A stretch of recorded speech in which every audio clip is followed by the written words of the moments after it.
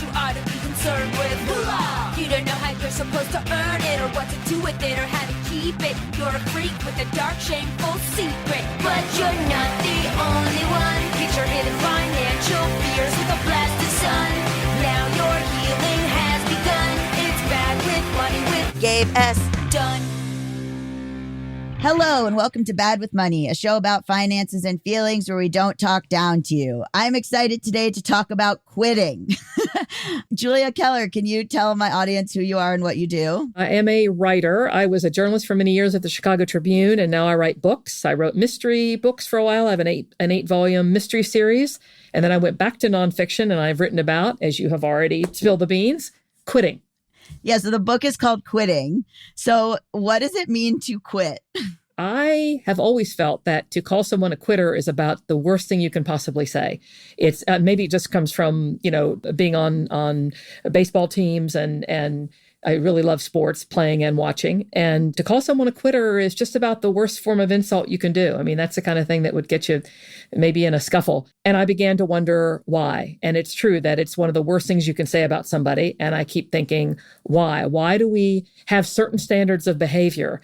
And if you fall short of them, you feel not only like you have let yourself down, you've let the whole world down. There's a lot of shame attached to certain words. And the word quitter, for some reasons that I explore in the book and that you and I will talk about, really has all of this attached to it. And I think it comes from the time where we're quite small, when the idea of not living up to some standard of behavior is just really kind of jammed down our throats and said, you must be this thing. Yeah, I mean, I think maybe people have been reconsidering the word quit or quitting because there's all that stuff about quiet quitting and there's all that stuff about the Great Resignation. The quiet quitting concept came around right when I was in the midst of researching my book and doing all these interviews. Yeah. And yes, it would come up quite a lot because, any alliterative phrase we love, don't we? I mean, so quiet quitting sounds so cool. Something I talk about in the book is quasi quitting, which is very different. What I mean by that is if you don't like a situation, be it a relationship, be it your job, be it maybe a club you're in, maybe you meet with a book group and you're thinking, I really wish we would read a lot more Henry James, and a lot less 50 Shades of Grey, whatever it might be. So try to change your situation. But it's funny because they're framing it as quiet quitting when it's just doing your job. Like, it's just doing your job. Like, I don't understand. Like, people have been doing their jobs for all of time. Quasi quitting is like when you're looking for something else, right? Or Yes. And you can adjust things to make them the way you want them. If you don't like your situation, I mean, we do have that autonomy. I read, because I looked you up, that you were a cop reporter for a brief crime period of time. Reporter, okay. Yeah. I bring that up because I began my career with that as well. And what we'd have to, at 4 to midnight, I would have to make the police calls. And the reason I bring this up, okay, you know what I'm talking about. I would call all the little, the main police and all the outlying, the state police and all this, and say anything going on. And if there was some horrible tragedy, God forbid, I would report on that. I hated it. I wanted to be a writer. I fancied myself a writer, but I did it. I sat there and I did it and I did my job. And the reason I bring that up is because when I was reading about quiet quitting, I thought, that's not okay to not do your job. That would be the equivalent of not making the calls. But what I did was I remember thinking, well, they have my body and I'll make these calls and I'll do my job, but they don't have my mind. Yeah. And I began plotting at that point too and thinking, okay, I'll do this job because I'm being paid for this. So, I'm a person of integrity. I will do this, but this is not what I want to do. And I remember just actually having that thought. I was probably about 20 years old. And I said, I will do this, but they don't have my mind because it was pretty mindless job, unless there was, again, you hope there wasn't a terrible event, but there was. Sometimes I would hope there was a terrible event because just please give me something to do. Right. And you're thinking to yourself, oh my God, 4 dead. Thank you. I know. That's why I quit. Honestly, that's why I quit crime journalism, because I was like, my brain is so twisted up. And like, I remember in 2016 when Trump won, I remember being like, thank God I don't work as a journalist anymore. Thank God I'm not a reporter who has to wade through all of this. I was so happy that I had quit being a journalist. And I remember thinking that there was a lot of narratives that I read that were like, the journalist is the only person who gets to the meat of the story. There are all these books that were like, that I would read that would be so self-righteous about journalism and about the stuff that we have to see. And like, we see stuff no one should see. And I was like, yeah, no one includes me. I would love to not see it. Yeah. No, it's a particular kind of job. And I'm sure you have the same memories and stories that I do from having done it, for whatever length of time. You do find yourself oddly happy about terrible things. And that's when I knew there was kind of the twisted about it. When a great story would mean when someone was suffering, you were sending it. I always say you see people at their worst possible moment. Yep. You see people at the worst moment of their lives when they have, lost a child, so many times having to deal with people. And I never knew what to say. I always felt, because I was there to get the story, and you feel so compromised and a little shabby. Mm-hmm. I think about that, like whenever I see, there's like a school shooting, and then you see like reporters commenting underneath, like people would post like my friend died, and then you would see reporters underneath being like, "Hey, I'm from ABC. Can you DM me?" Blah blah blah. And people would be like vultures, but I'd be like, I remember the mindset of being like, this is so whatever. I don't know. And so that's why I was like, I can't do this anymore. But I remember thinking it made me weak. Oh, what an interesting way to put it. Yeah. It made you weak. Mm-hmm. Yeah. Yeah. There is something kind of perverse about it. And when I find but on the other hand, let me just say just a little word here for our former colleagues.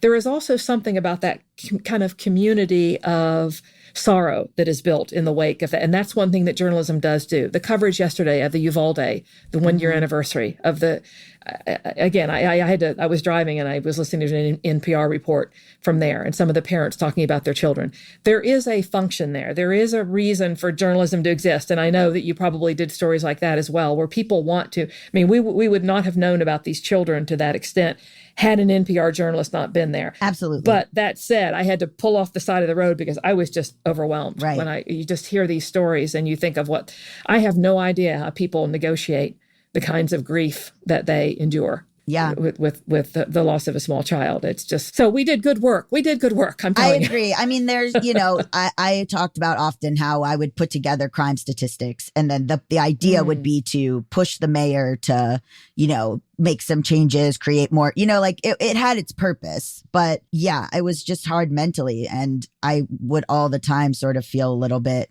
like I had given up, which is why I want to ask. So there's some parts of your book that, you talk a lot about grit, and like that that you are sort of, that there's like a thing about like not quitting and it's seen as strength or something. Like, can you explain like the idea of grit and where that came from? Yeah, I began to really become a little suspicious of our veneration of grit, the way we celebrate it. So, people who are tough and people who hang in there and who never give up. I really began to kind of raise an eyebrow at that and began to explore the history of that. Everything has an origin story. I always say, not just superheroes. Mm-hmm. Ideas have origin stories too. They come from somewhere, all of our cultural ideas.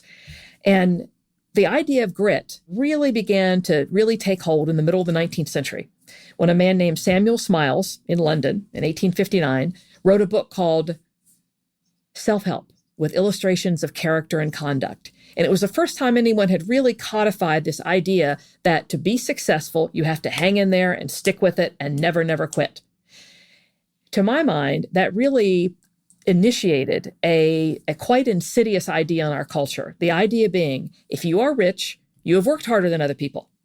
If you are poor, you have quit. You've given up. You're weak. You're cowardly. You're lazy. There's something wrong with you. You're a sniveling loser. And that's what I really want to push back against. That's really was the kind of the kind of emotional heart of the book, is to say that isn't true. It's a way of demonizing the poor. It's a way of marginalizing people who are struggling and telling them it's their fault.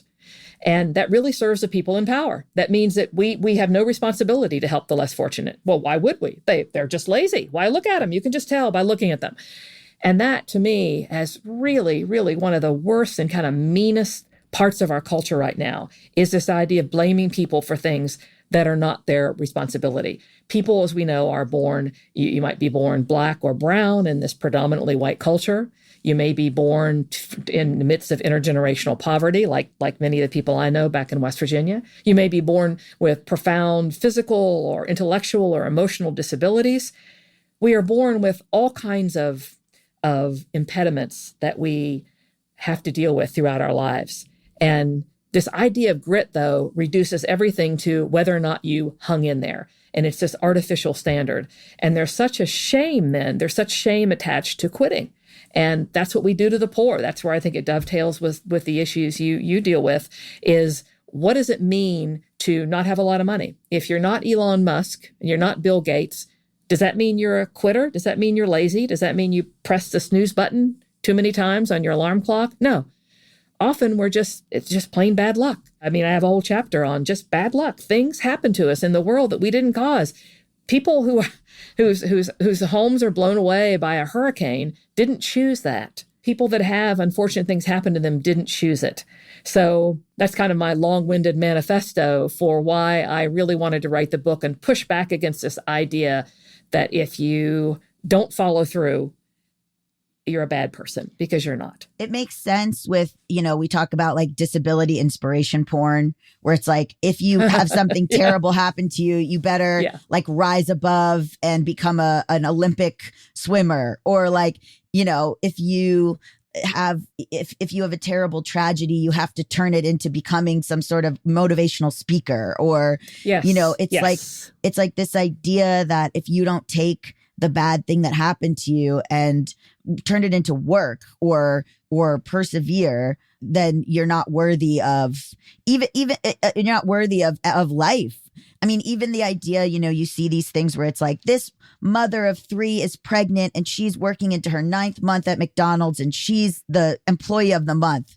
And we're like, and if she had just like gone home and laid down, we would have been like, fuck you. Yeah, right. Right. No. That's exactly right. Exactly right. Where you've got to be chipper and cheerful and hang in there, meeting some arbitrary standard of not only behavior, but also attitude, where you've always got to be happy. And in fact, we used to joke around the newspaper offices, perhaps you and your colleagues did as well. Like, just once you wanted to interview somebody who had had a terrible calamity and have them say, damn it, this is terrible, it's awful. Instead of like, when life gave her lemons, she made lemonade. Well, right. No, sometimes you just want to suck on the lemon for a little bit.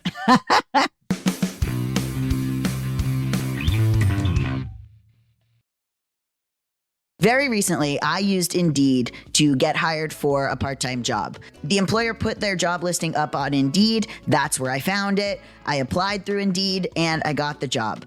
Indeed made the hiring process so easy. I was able to search for all kinds of jobs based on my skills and being able to look at really easy to read descriptions from the jobs about what they were looking for in a candidate. If I needed to hire someone again, I would absolutely use Indeed. And I also have been telling everyone when they've been saying that they want to look for a job or they don't know where to find a job, I was like, you got to use Indeed. I've literally told like 4 people like, oh, I found this job on Indeed. That's where you should look if you're looking to find a job. And the job I was looking for, they needed someone really quickly because they were growing so fast. So they needed to hire the right person very fast, and it was so important. When it comes to hiring, Indeed is all you need. Stop struggling to get your job posts seen on other job sites. Indeed's sponsored jobs help you stand out and hire fast. With sponsored jobs, your post jumps to the top of the page for your relevant candidates, so you can reach the people you want faster.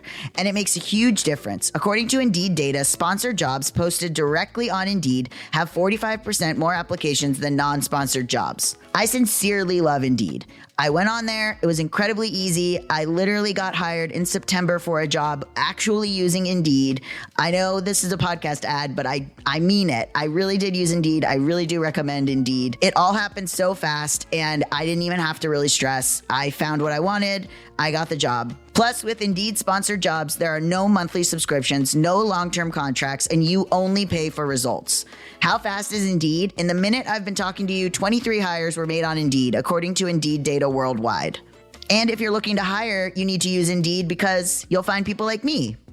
There's no need to wait any longer. Speed up your hiring right now with Indeed. And listeners of this show will get a $75 sponsored job credit to get your jobs more visibility at Indeed.com/badwithmoney. Just go to Indeed.com/badwithmoney right now and support our show by saying you heard about Indeed on this podcast. Indeed.com/badwithmoney. Terms and conditions apply. Hiring, Indeed is all you need. Here on this show, I have learned a lot of money lessons the hard way. Mostly I've learned that I need to actually pay attention and look at what I'm doing, which is kind of the hardest part. I learned a lot of this later in life, as you know, and so all of it is pretty intimidating to me. And when I started this show in 2016, it really came down to financial literacy. And April is Financial Literacy Month. So today's episode is sponsored by Acorns. Since there is a whole month reminding you to finally take control of your money, the good news is you don't need all 30 days. Acorns makes it easy to start saving and investing for your future in just 5 minutes. You don't need to be an expert. Acorns will recommend a diversified portfolio that matches you and your money goals. You don't need to be rich. Acorns lets you get started with the spare money you've got right now, even if all you've got is spare change. Truly getting started investing in the easiest ways that you can, like getting on the right track and not having to think through what exactly you're investing in. Like, these funds are pretty straightforward. So if you can get involved in doing that with Acorns, you should. And I know it's a scary time for investing, but you know, one of my guests did just say, sometimes it's good to look at it as a sale. So think about it that way if you want to invest. I'm starting to think of it as maybe the investments are on sale right now, and this is when we get in. Sign up now and join the over 14 million all-time customers who have already saved and invested over $25 billion with Acorns. Head to acorns.com/badmoney or download the Acorns app to get started. Paid non-client endorsement. Compensation provides incentive to positively promote Acorns. Tier 1 compensation provided. Investing involves risk. Acorns Advisors LLC, an SEC registered investment advisor. View important disclosures at acorns.com/badmoney.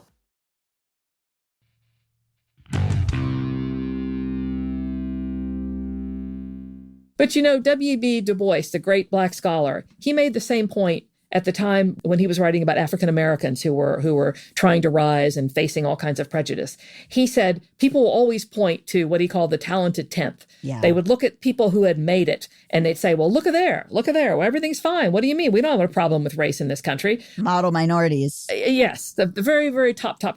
And we do the same with people who maybe don't have these chipper, cheerful attitudes all the time and are always striving and never quitting. And it's this artificial standard, and everybody else we kind of put down and say, well, again, you brought it on yourself. That's the line, isn't it? We always use, well, you did this to yourself. Have you seen it change? Because it was interesting to read in the book about like the history of self-help and then how that sort of became a thing of like persevering and grit and all that stuff. And then now you see kind of a switch where it's like self-care. And it's like places like the NAP ministry or like, hey, babe, just quit. Self-care is quit. Have you seen that shift? It is. Well, I wouldn't call it a shift quite yet. It's been kind of an incremental, gradual thing. And you'll see more essays these days about, hey, I just couldn't take it. This job was like bad for my mental health, so I just dropped out. You know, Harry and Meghan. Yeah, this is just too much for me. We can't take this where mental health is being prized now. I would love that. I hope it is a shift. I hope you're right. I hope you're prescient, and we're going to see all of this happen now where people recognize that there is no arbitrary standard of behavior. It's what's right for you. We're all different. Mm-hmm. We all think differently. We see the world differently. We know from neuroscience, we even see color differently. Mm-hmm. You know, the way you see blue is different from how I see blue. Mm-hmm. I hope that you're right.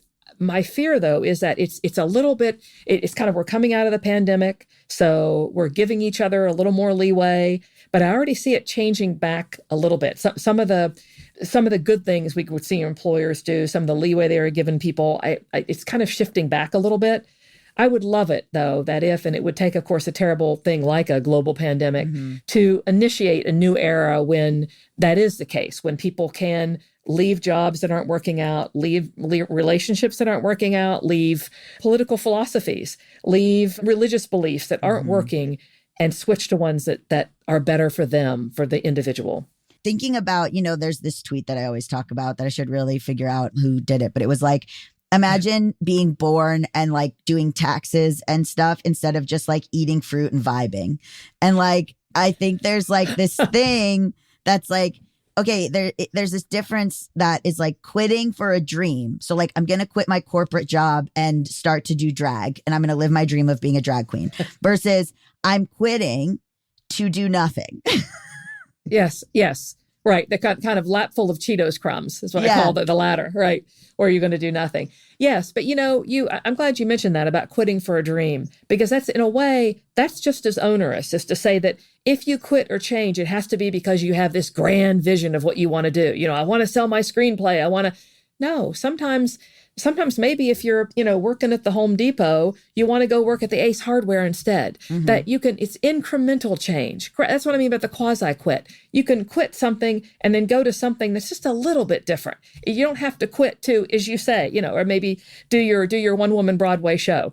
Great. That's great if that's your dream, but it might not be. And all dreams have validity and power and magic to them, even if they're not big, spectacular showbiz dreams. I mean, I was a television critic for many years, and they'd be interviewing these stars, my colleagues and I, and a sibling or a relation to the star would come along, and somebody would say, well, now, what do you do? Are you writing your screenplay? Are you? And one kid said, no, I want to be a paleontologist. And everybody kind of went, oh, and turned away. And it's like, wait a minute, that's a perfectly fine dream. It's just not a showbiz dream.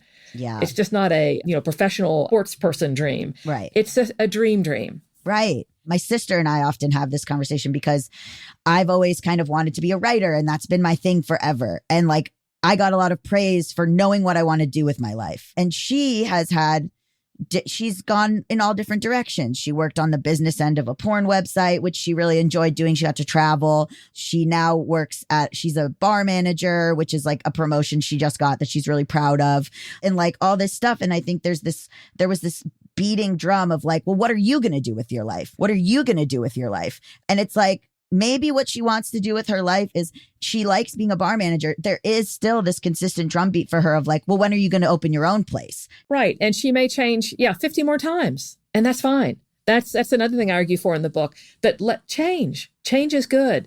But you're quite right about saying that if you have your dream from early on, that is so praised. That's so, my sister and I have a sister too. We used to joke about the fact that you'd read about a dancer who would say, from the first moment I put on my toe shoes, I realized I have found my life. And my sister and I would always look at each other and say, when does that come? When do you, that's wonderful if you know from the very beginning. But sometimes you don't. And as I said, your sister might change her profession 50 more times. And that's perfectly fine. People make her feel like shit about it, or they want to know what the next thing is. Now she's the bar manager. And like I said, they go, well, what's your next goal? What's your next goal? And it's what if she just likes being a bar manager? Boy, do I hear we become a prisoner sometimes of this idea that you have to have the big expectation and the big job and as if the present moment alone isn't enough. And I would love to be more in the present moment. I think that's one of the great glorious things in the world, if you can live in the present moment. I've only known a few people who are able to really do it. We all say we do it, but we're lying. Most people don't do it at all. Most of us are always looking to the next thing. But when you have that, the peace that comes with that, and again, I don't mean the peace of the Cheetos crumbs, watching Netflix. I mean the peace of knowing who you are, and it's enough in that moment. Celebrating the way you think about things, how the color blue looks to you. And it doesn't have to look like anything else. It's just what it is in the moment.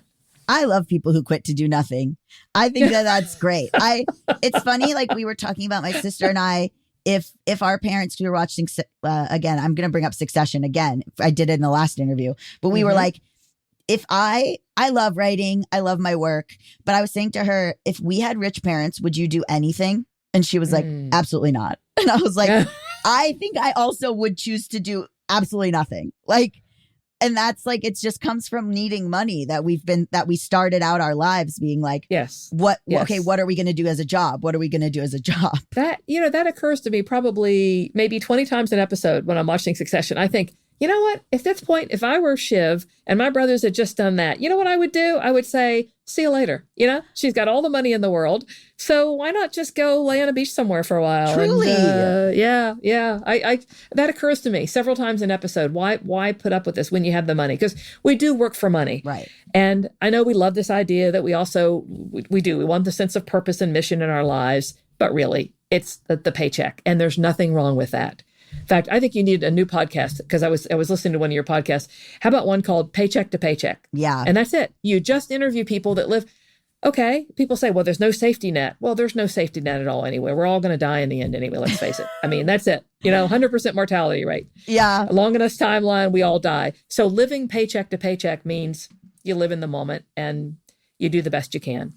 Yeah, I mean, that's the question, right? With quitting is like people, you say, why don't you just quit if you don't like it? And it's like, well, where's the money going to come from? Yeah. That you can't. I mean, many times I've been in job situations that haven't been to my liking, and I've gotten right close to the edge and think, boy, I'm just going to go and tell the editor off. And I have it in my mind. It's like a movie scene. Yeah. I'm going to walk in there and I'm just going to tell him it's going to be so eloquent. In fact, when I finish and I resign and I walk out of this office, my colleagues who've been listening will stand up and they will applaud me. They will applaud. But it'll be like that moment in Jerry Maguire when I say, who's with me? Who's with me? And they all sit back down their desk and they won't make eye contact anymore. Yes, that's what'll happen. No, but I think your point's really well taken. Somehow we've acted like there is something a little bit shabby and dirty about working for your paycheck. And it's like, no, that's just fine. Yeah. I'm just remembering this thing where the JetBlue flight attendant quit and then just unrolled the slide, exited the plane. Yeah. And everybody was like so into it, I think, at the time. There are those lovely the quitting moments. Well, I have a chapter about that, about quitting moments in movies, like Jennifer Aniston in Office Space, and really a lot of our great literature. This is why I think quitting is really at the heart of what we are as human beings, what we aspire to, what we don't aspire to. There are these great moments in literature. Captain Ahab can't quit. He has to go after the great white whale. Yeah. He can't quit. He is trapped. So our tragic heroes can't quit. Hamlet can't stop trying to avenge the death of his father. He can't. He wants to. So the fact that our literature is so involved with quitting makes your point that it's really right there in the center of what we do. And I think all of us have that movie scene in our minds of when we're quitting. Now, we often don't achieve it. It's usually a little more low market than that when we quit. Yeah. We go in and say, I've taken another job. And they usually say, oh, okay, well, thanks. See ya. Yeah, right. Or they're pissed or whatever, but... Yeah, I belong to a subreddit of just people posting themselves trying to quit and their bosses being like furious about it. Yes, right. Well, the timing and the time and the situation matters. But I do think that quitting is right at the heart of who we are, because it's, yes, we need, we like food in our bellies and a roof over our head, and we like to be able to buy the occasional book. Mm-hmm. So we have to have a job. We support ourselves. Yeah. We're not independently wealthy. We're not Shiv Roy. Right. More's the pity. But it's more than that too. It does our self-image. And by that, I don't mean that our job is our self-image. I mean that quitting becomes our self-image. Right. How we would see ourselves if we quit. Exactly. The idea of being a quitter. And like, I want to talk about too, like impulsivity and regret, right? Like a lot of these scenes, one thing happens and people are like, I'm done. And like, it's hard to know, I guess for me as someone with bipolar disorder, sometimes it's hard to know, like, when is it like I'm quitting and this is good? Or when is it like tomorrow I'm going to be like, that was super impulsive. I regret every choice I've ever made. Yeah. Isn't regret? It's like the worst emotion ever. I wrote about biography. That was my subject for my dissertation. And I realized when I read too many biographies, what was happening in my own life was it's as if I had a little biographer sitting on my shoulder, and I would do something. It would be like, and then I could imagine the next chapter.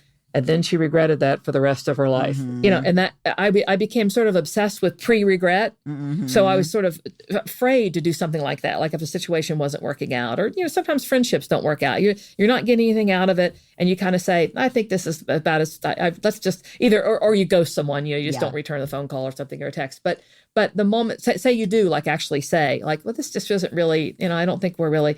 And then later it'd be like, oh, then you're going to be all cold and lonely and sad the next day and think, oh, why did I? Regret is like the worst emotion I can think of. It's worse than anything. Mm-hmm. And I know what you mean. Sometimes you want to have the grand operatic moment of quitting, but then there's always that fear of regret, that kind of pre-regret. And that balance between leaving a situation that isn't working out, but when you thought about it, or very patient, kind of methodical coming to that decision, talking with people, getting advice from other people and kind of looking at it in the context of your whole life and all that.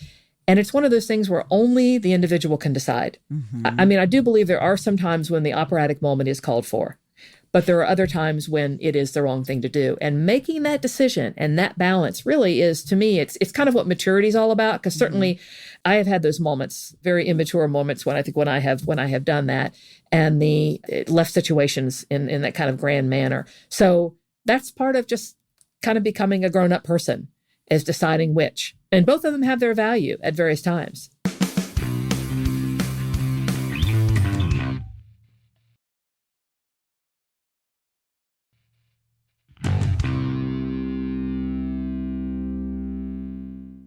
I have to learn how to take my time and not just light bridges on fire as I go. But I have had to learn, like if you want to quit, you're not saying go tomorrow and quit your job. We're saying like think about it and put together a plan, but like there's no shame in quitting. Exactly. Yeah, that's beautifully put. Both are true. Both can be true. That's my new favorite phrase now, is both can be true. Because I was calling a friend of mine asking for advice the other day, and everything I brought up, I presented it as these absolute dichotomies, completely stark, totally opposed dichotomies. And she would always say, no, both can be true. And again, as you say, both can be true. You can do both. But you do have to, I quote a physician in the book toward the end who counsels people in the healthcare industry who want to leave. Certainly in the wake of the pandemic, when things got so difficult for our healthcare providers, physicians, nurses, healthcare administrators, people at all levels, patient care techs, people were being abused, things were really bad. People would come to him and say, I want to quit. He works at Northwestern University Hospital. And that was his job as a physician. He was a physician counselor. And his reply, and this sounds like something you might say, he would say to them, quit to what? What's on the other side of the quit? And he'd say, a lot of people, they knew, they had thought about it and they said, well, it's going to be this. But often they'd kind of had it. They'd had one bad day. And he would always say to them, if you're wanting to quit because of one bad day, you're not ready. But this one bad day might be the culmination of all these others. So that was always his question to them. Quit to what? And he said, if you can answer that question, what lies on the other side of the quit, then yes, you're ready to go. I'll support you 100%. But just give it some thought and put it in the entire context of your life. What's going to lie on the other side of this? Not in terms of the regret, but just logistically. What lies on the other side of this quitting moment? Yeah, because also, I'm in a lot of subreddits about money and work and things like that. And there's people who their job is all they do, and it is their mental health is in the trash. Like it's so much of what we do during the day that like it's people who are like, this is what they're saying, I'm going to kill myself. It can get really dire. I know that because I'm prone to, I used to call it melodrama, but I think I was probably giving myself too much credit. Sometimes where it would get so bad. Even like I had an editor that made a change in a story and introduced an error. And you probably know from your own journalism career, having somebody introduce an error. I make enough of my own errors. I don't need anybody introducing them. But often if your listeners who aren't journalists realize that anything that gets in the paper has gone through about 3 or 4 different editors, by that time. If someone introduces an error, it's got my name on it. Yep. So readers often don't know that, that wasn't me. I didn't get that wrong. But I was so angry at this one editor. And I realized I was just kind of irrationally upset. And so I went outside the paper. This was the Chicago Tribune. I'm walking up and down the street, walking very fast. I often find kind of a release of physical energy really help. And I couldn't go, to a treadmill or a rowing machine at the moment. So I just walked really fast up and down Michigan Avenue. There is a real emotional component to things that are going wrong at work. And I've gotten a little better at being a little more measured and a little more poised with it, and a little more patient, but it's still there. And I know that's a really, really difficult thing to deal with because our work is so important. It's everything. It's how we, again, not only how we define ourselves, but it's the roof over our head and how we keep ourselves afloat in this world. So it's there's no way of overemphasizing how important that job is, and that terrible moment when emotions kind of get the better of us. Or even doctors, oftentimes like as a screenwriter, I'm like, oh, I can't figure out this story point or something, or, oh, I don't think I did a good job in this podcast interview.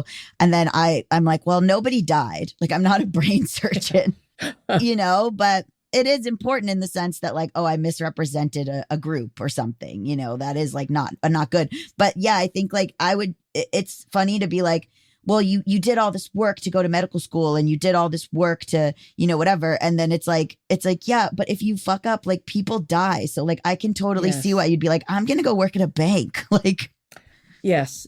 But even then, you got their money. My sister works in a bank, and it's incredible pressure on her because she just feels so, it's people's money, and people will get very upset about their money, as they should, which, relates to your show.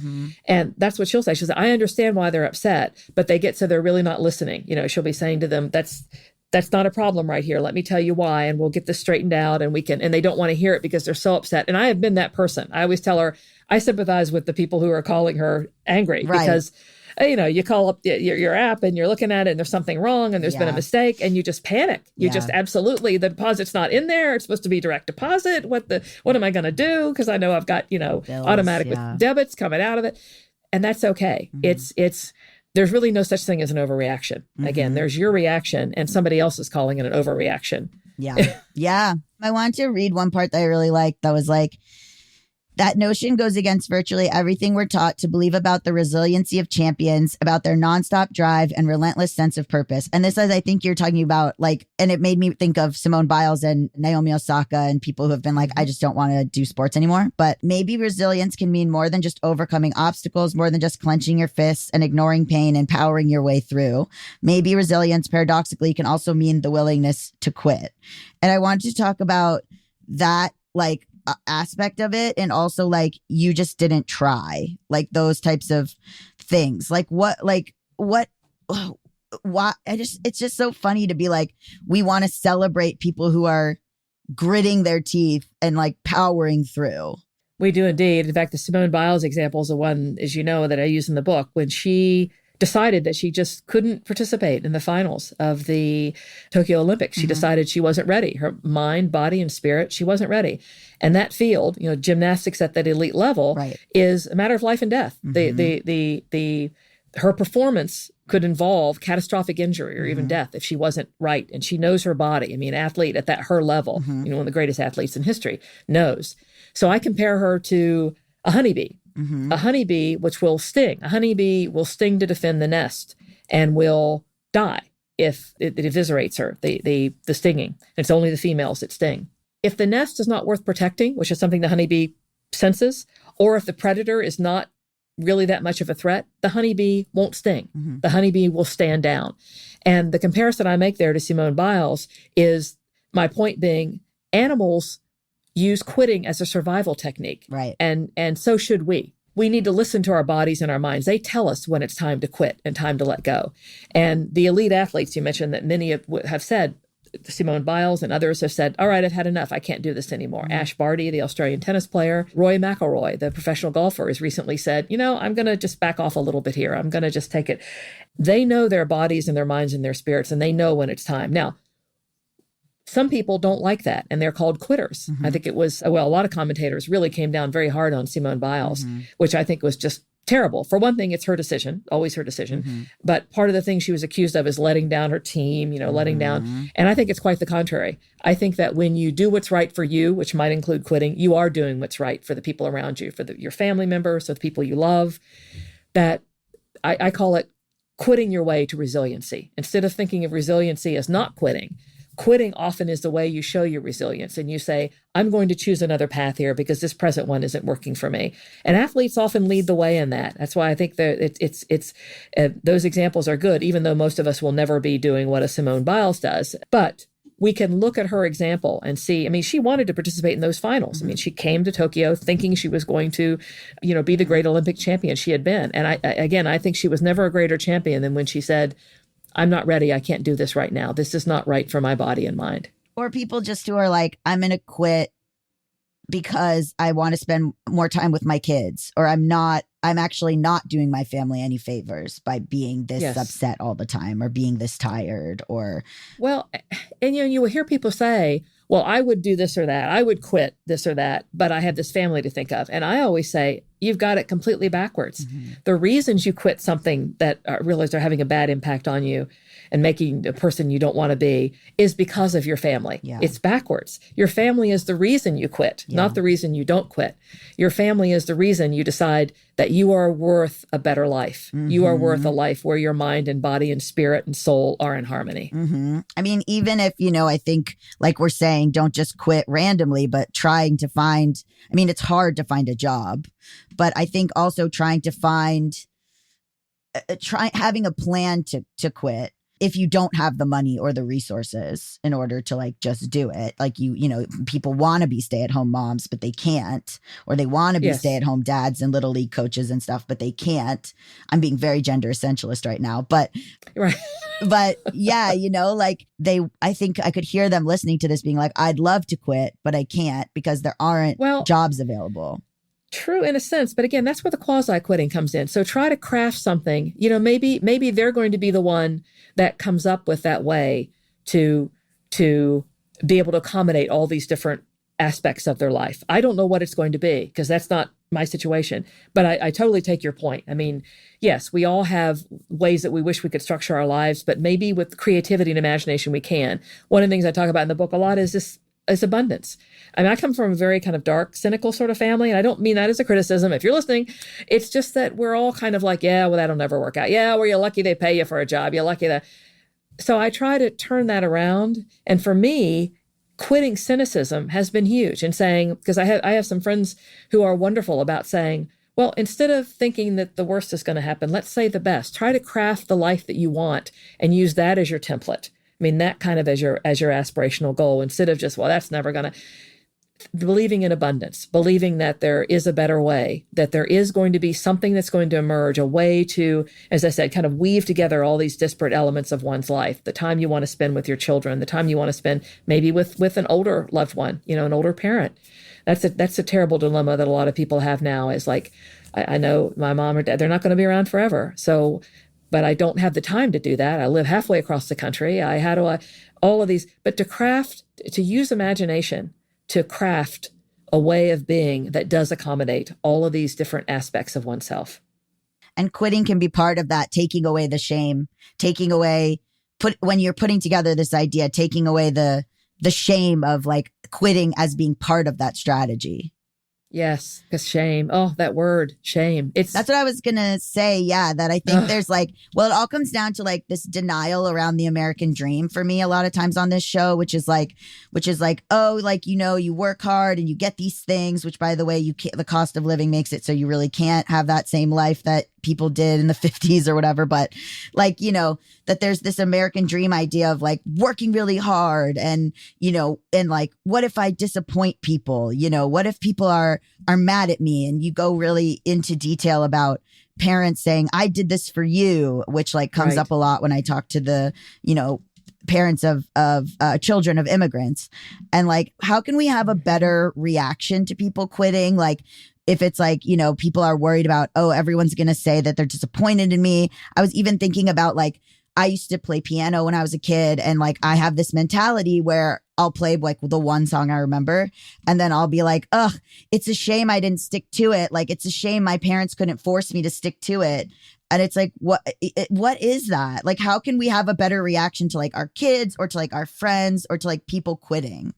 Yes, that is really that, you know, I have that whole chapter there on what, if you're a parent and your kid comes to you and says, I don't want to play soccer anymore. I hate it. Or these trombone lessons, they're killing me. Get me out of here. So true. What do? You want your kid to be, you don't want people just to quit things willy-nilly. You know, it's to your point earlier. We don't just quit like out of the blue and letting people down. But on the other hand, that can initiate a really great conversation about what is it about? Why is this not working? Do you just not like to practice? Do you just not like to?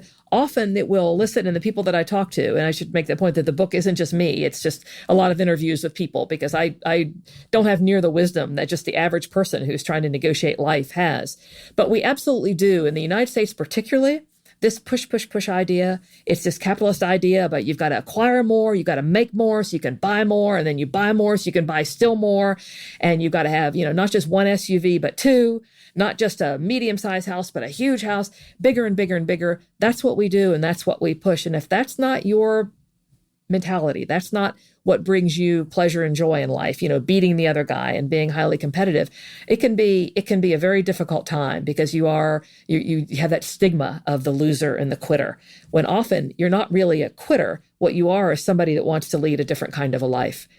But I do think that looking at these issues of quitting and how you individually feel about them can initiate some really interesting and productive conversations with the people that you live your life with, the people maybe you're responsible for, if it's children or older people, the people that you've chosen to surround yourself with. And what what is it that this job or this place that I'm in, what am I getting out of this? And what are my responsibilities to other people? That quitting really is a catalyst for a lot of these other conversations. I know it's just hard because I think it's like admitting that you were wrong. And like after, we had someone write into my other show talking about law school, and it's like admitting you were wrong, having spent that money, which is like sunk cost fallacy. And then the very public nature of like going to, I got engaged last July. We broke up in November. And I remember we were in the process of breaking up, and I had a very tragic family loss. Someone died in my family in October, and I was wearing the engagement ring and stuff. And at the funeral, everyone was like, I heard you got engaged. And it was like, I had to see cousins, every fucking person. Oh, when is the wedding? I heard you got engaged, all this stuff. And I didn't know that we were breaking up, but I also when we were breaking up, I was like, it's so funny. I just saw these people a month ago, and they are all, thinking that they're going to be going to this wedding. And so it's like this very public sort of not just because I'm a public figure and we pulled the plug, but because now I had everyone has to be like, oh, we just saw Gabe and now and then there's and then when you tell them the news, it's like, oh, and then somehow that is isn't that the worst thing in the world? Yeah, it was so public. Even if I wasn't a public figure, it was so public with regards to family.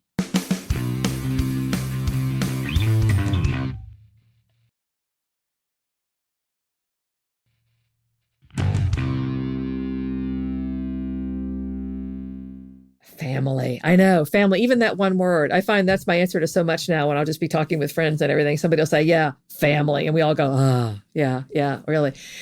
Public quitting is a huge thing, as you say, not just as a public figure, which you are, but also just people knowing about our lives and commenting on our lives. And it's very, very tough. If you've left a job, particularly if it had any kind of sort of charisma, prestige, that's a better word. I was going to say charisma, but I was going to say, that is really tough. That is really tough. I've taught at a few places that were very prestigious, and people say, "Oh, are you still at?" And I'd say, "No, I'm not there anymore." It'd be this, "Oh," it's just that's that judgmental "oh," and that's kind of the essence of. I mentioned kind of the emotional heart of the book is this notion of how we can get past seeing what we quit or don't quit as a referendum on the worth of our souls.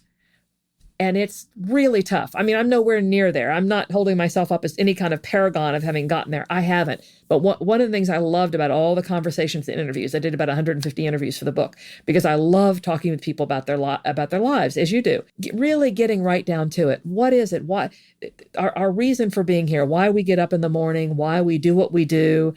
How our ideas are formed? How do we decide that we've had a worthwhile day? What's make a good day and a bad day? And it gets quitting or not, and what we do, how we spend our time is ultimately, that's the one great freedom we have, how we spend our time, not just where our bodies are, but where our minds are. And that's why I was so intrigued with the notion of quitting. And I found a lot of answers to the questions, that you were asking, and I recounted them in the book. People that use various strategies to decide what's going to make their life worthwhile. So at the end of the road, and we all will come to the end of the road, like we said, everybody dies, we can look back without that regret, without that terrible regret, and having gotten past the point when we just cringe in shame when somebody gives us that, when we've changed. Because it's not linear. I had to grapple with the idea of I was getting married, I was moving forward. Now I live in West Hollywood. I go out a lot more. I have, and it's you're childish again. And it's well, no. Or you went to medical school and you became a doctor and now you're backsliding. This idea of moving forward versus backsliding.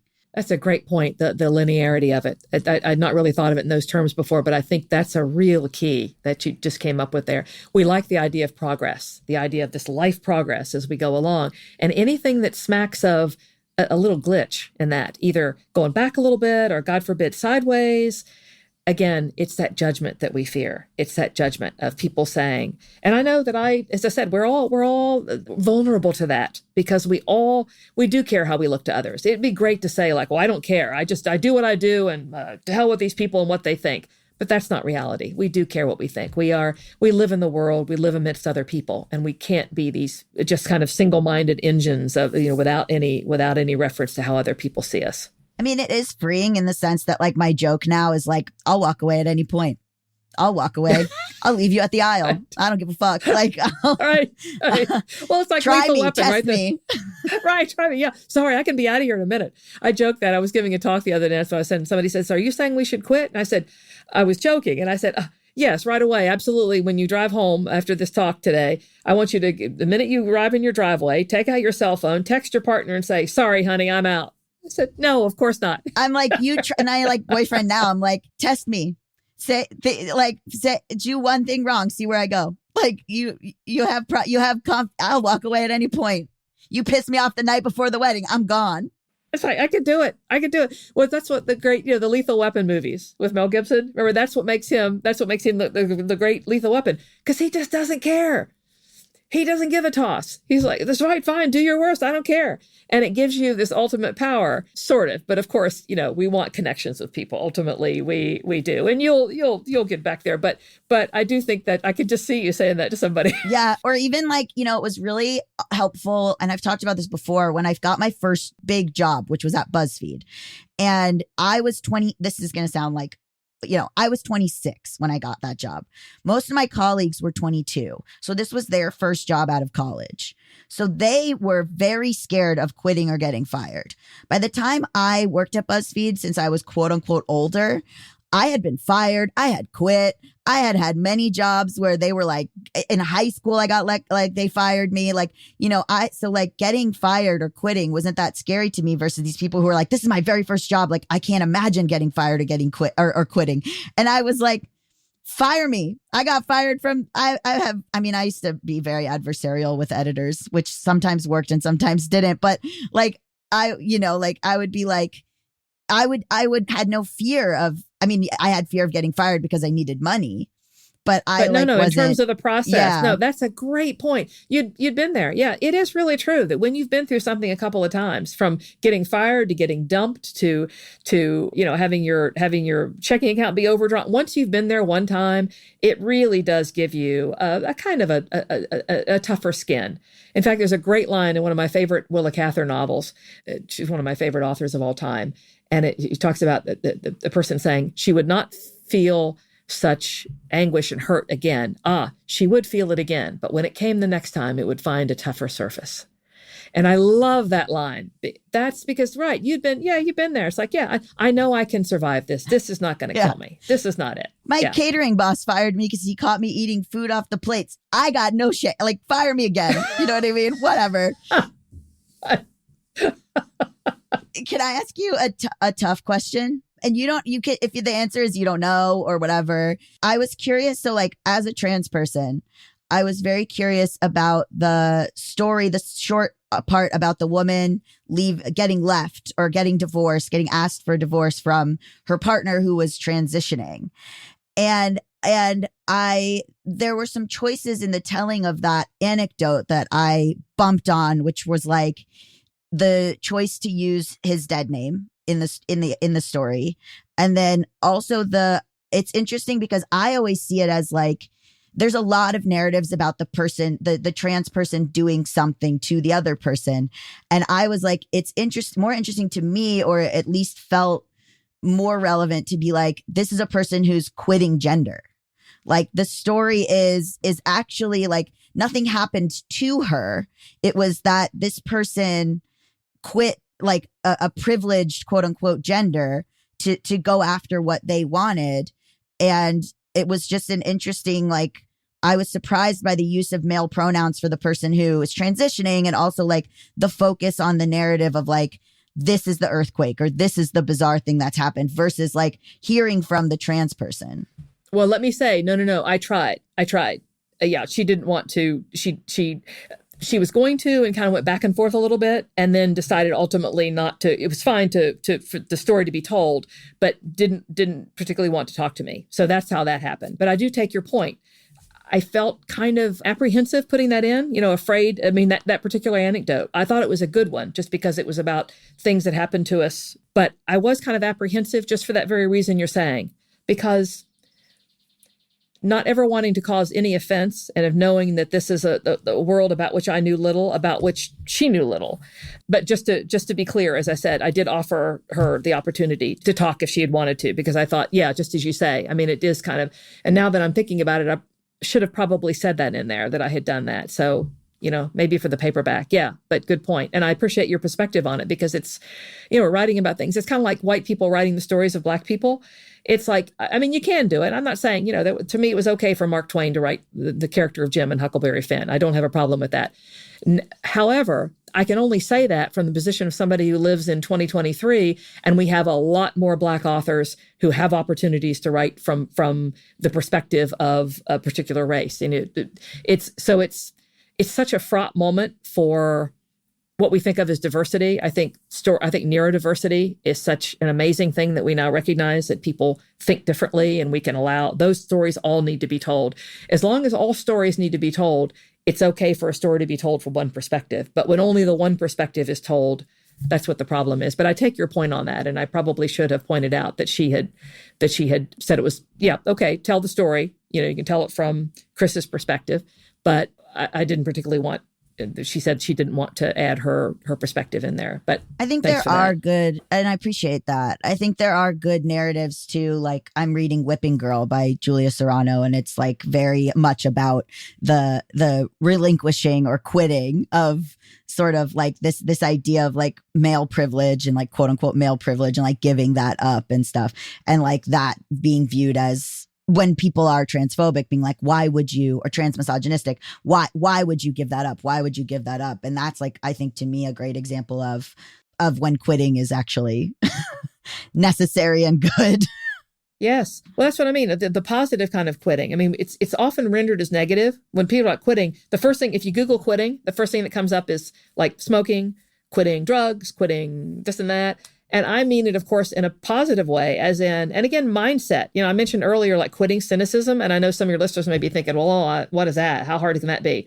Oh, quitting an attitude, quitting a way you've seen the world is the most difficult thing. And I have to renew that every day, renew my vows every day and say, don't look at it that way. Because it's so easy to slip back into that, is seeing everything as, the dark inside every cloud. And it's very, very hard. And particularly when it's been the whole mindset, the kind of family feeling has always been a little on the darker side. So quitting a mindset can be the hardest thing in the world. And I'm sure that's true for, say, certain kinds of bigotry. When you say to people, well, that's ridiculous. Your bigotry is ridiculous. Well, it's hard for them. And I'm not saying they shouldn't change at all, but I'm saying like recognizing that that's not going to come just by, a little pat on the head and say, we're all good people. No, it's going to be much tougher than that. We have a long, long way to go. Yeah, I appreciate it. And this is like such a great conversation. I really enjoyed the book. So where can my listeners like find you and the book and more about your work? It's juliakeller.net is my website. I love hearing from people. I've already gotten a lot of letters on the book, emails, which is really, really nice. I love it. Everybody has a quitting story. So I'd love to hear your quitting story. Everybody does. They have really interesting ones. It worked out. No. It worked out. It didn't work out. I love people's stories. I love it. As I said, if I were trapped only inside my own story, which is pretty damn dull, frankly, that would be my heaven, would be people telling me their stories all day long. The book is Quitting a Life Strategy. I'd love for people to read it. Contact me. It's juliakeller.net, and love to hear from anyone. Perfect. Thank you so much. Oh, thank you. This has been absolutely delightful. Bad with Money with Gabe Shane Dunn is a production of Noted Bisexual. Produced by Melisa D. Monts and Diamond MPrint Productions. Edited by Diane King. Post-production sound by Coco Llorens. And music by Mike Kaplan, Zach Sherwin, and Jack Dolgen, as sung by Sam Barbera. Thank you. Love you. Bye.